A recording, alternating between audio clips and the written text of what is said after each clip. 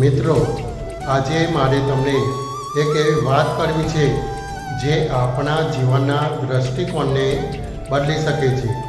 આપણે બધા સફળ થવું છે, આપણે બધાને શિખર પર પહોંચવું છે, પણ શું આપણે તે શિખર સુધી પહોંચવા માટેનો રસ્તો અને તેની તકલીફો સ્વીકારવા તૈયાર છીએ? એક શિલ્પકારની આ વાર્તા પથ્થરોની નથી, પણ આપણા જીવનની છે. એકવાર એક શિલ્પકાર જંગલમાંથી પસાર થતો હતો. ત્યારે તેને બે પથ્થર મળ્યા. બંને પથ્થર દેખાવમાં સરખા, મજબૂત અને તેજસ્વી હતા. શિલ્પકારે મનમાં વિચાર્યું કે લાવ, આમાંથી ભગવાનની એક સુંદર મૂર્તિ બનાવો. તેણે પહેલા પથ્થર પર પોતાની ચીની અને હથોડી વડે પહેલો ઘા કર્યો. પથ્થરની અંદરથી કણસવાણો અવાજ આવ્યો. તે બોલ્યો, અરે ભાઈ, મને બહુ દુખે છે.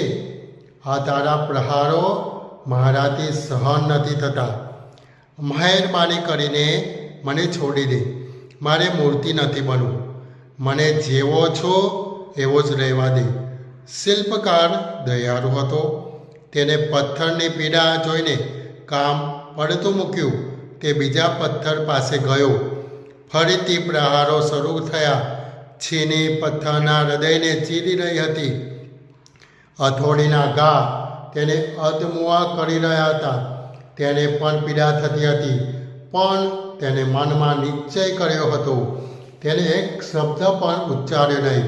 કલાકોની મહેનત અને હજારો ઘા સહન કર્યા પછી એ સામાન્ય પથ્થરમાંથી એક મનોહર સ્મિત આપતી ભગવાનની મૂર્તિ પ્રગટ થઈ. થોડા સમય પછી ગામમાં એક ભવ્ય મંદિર બન્યું. પહેલાં બીજા પથ્થરમાંથી બનેલી મૂર્તિને ગર્ભગૃહમાં સ્થાપિત કરવામાં આવી. આખા ગામના લોકો તેની પૂજા કરવા લાગ્યા. ફૂલહાર અને પંચામૃતથી તેને લાડ લડાવવા લાગ્યા. જ્યારે પહેલા પથ્થરને જેને પીડા સહન કરવાની ના પાડી હતી, તેને મંદિરના દરવાજે ઉંબરા તરીકે મૂકવામાં આવ્યો.